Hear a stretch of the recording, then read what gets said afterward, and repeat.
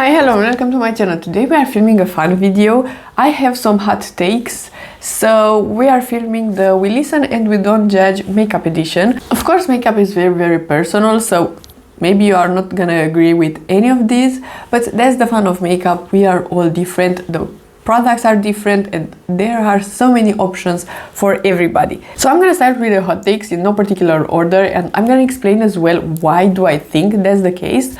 And as well, please let me know in the comments if you are agreeing or not. The first one is a bit more chill, and it is that most primers are useless.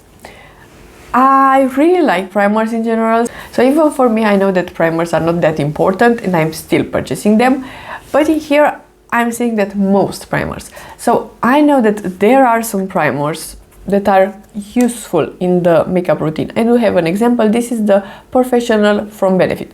This is prolonging the wear of your foundation, and it is a bit more mattifying and pore minimizer. So you could clearly see a bit of a difference, but those hydrating primers I think are pretty useless because you are already hydrated from the skincare that you already applied. So the sunscreen could be glowy and stuff like that, and you don't really need another step on top of the skincare application.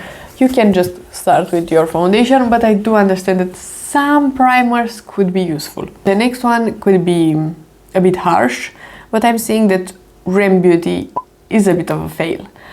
I tasted some products that were pretty disappointing, and overall the brand is not giving.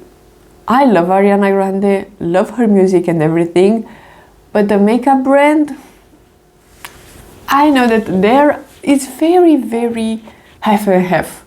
There are some people that are really liking the brand and the products and everything, and some that are maybe like me, that are just, I don't know. I heard that the foundation was good. I was almost purchasing that, and then I remember, don't forget the messy eyeshadows, the ugly products, the useless gloss. Overall, I'm a bit disappointed. Next one, again, a bit of a hot take. The drugstore doesn't know how to do blushes or foundation. I said what I said. I don't think the drugstore, at this point, even in 2025, I didn't test a blush or a foundation from the drugstore that will become my favorite or something like that. Other categories, sure, you don't need to splurge. There is no point. I have another one to mention just in a second like that. But with foundations and blushes, I don't like the ones from the drugstore. The blushes, they are either too powdery and flat or too shimmery, sparkly, glittery in a way that I really don't like. So drugstore, in my opinion, doesn't know how to do blushes. And with foundations as well, something like this. It looks cute, it is very affordable. This is the Essence Skin Tint, but it breaks up on me. So it's not a long-lasting foundation, just decent products for the price. The drugstore is amazing in so many categories, but I think it is failing in these two in particular. And the next one is on the opposite kind of things. You don't need to purchase a high-end mascara. The mascaras from Essence are so damn good and so affordable. Like I mentioned, the drugstore knows how to do some categories, and mascara is one of them. So in my opinion, there is no point to buy an expensive mascara and replace it every 3 to 6 months. That is getting expensive very quick, and there is no need. And then I have another one that is very specific, and that is that a sponge is better than a brush for most products. Again, I know that makeup artists, of course, are using brushes because it is more sanitary, they are easier to clean and stuff like that. So I'm not talking about that. I'm talking about everyday makeup application.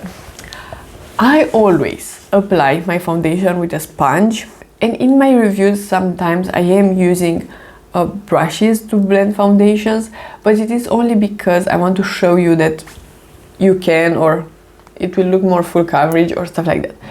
But at the end of the day, everything that I can apply with a sponge is better because it's easier and it looks just more flawless in my opinion. Of course, there are some cream products that are pretty impossible to blend with a sponge. Example is the new Natasha Denona blush. I cannot blend that one with a sponge. I need a brush because otherwise the sponge is not picking up the pigment because the blush somehow is not pigmented enough. I don't understand that product really, but with a brush it looks beautiful. But foundations, I'm gonna choose a sponge over a brush 100% of the time. So that's my opinion, it is better. So this was everything. This was pretty fun. And yeah, I'm curious what you are thinking about these, and if you have, of course, other hot takes, please let me know. I'm so curious about those, and I think it is a very, very fun thing to talk about. If you like this video and you want to see more from me, please subscribe and give it a like, and I'll see you next time.